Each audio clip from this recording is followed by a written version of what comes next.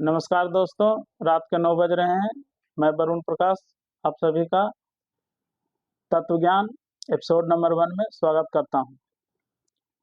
आज मैं आप लोगों को इस्लामिक साहित्य के विभिन्न डिग्रियों के बारे में बताने जा रहा हूं, जैसे कि हाफिज, नाजिर, मौलाना, कारी इत्यादि में क्या अंतर है।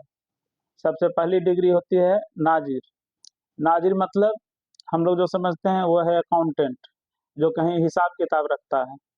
लेकिन इस्लामिक साहित्य के अनुसार नाजिर उस व्यक्ति को कहा जाता है जो कुरान को पढ़ना जानता हो। यह एक तरह से प्रारंभिक डिग्री है, बेसिक डिग्री है। नाजिर के बाद होता है हाफिज। हाफिज उस व्यक्ति को कहा जाता है जिसे कुरान अक्षर से ही याद हो, उस व्यक्ति को हाफिज बोला जाता है। हाफिज के बाद आता है कारी। कारी उस व्यक्ति को कहा जाता है जो कुरान को न सिर्फ याद किए हुए हैं बल्कि वह सही अरबी उच्चारण के साथ कुरान को पढ़ना जानता है, उसे हम कहेंगे कारी। कारी के बाद आती है मौलाना की डिग्री। मौलाना इन तीनों से ऊपर होता है।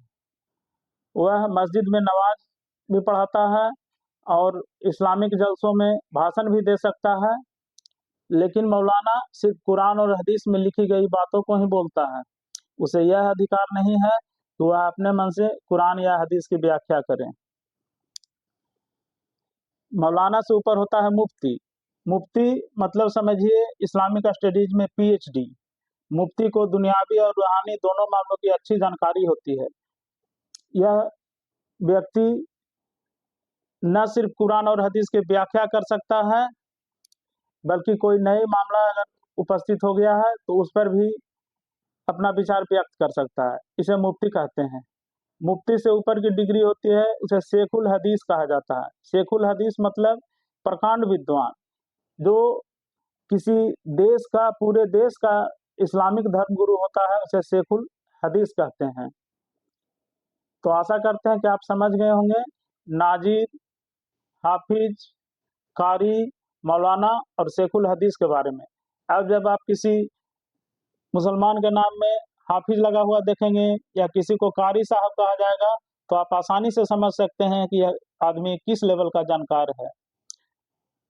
अभी तक जो हमारे चैनल को देख रहे हैं लेकिन सब्सक्राइब नहीं किए हैं, वो प्लीज़ हमारे चैनल को सब्सक्राइब कर देंगे।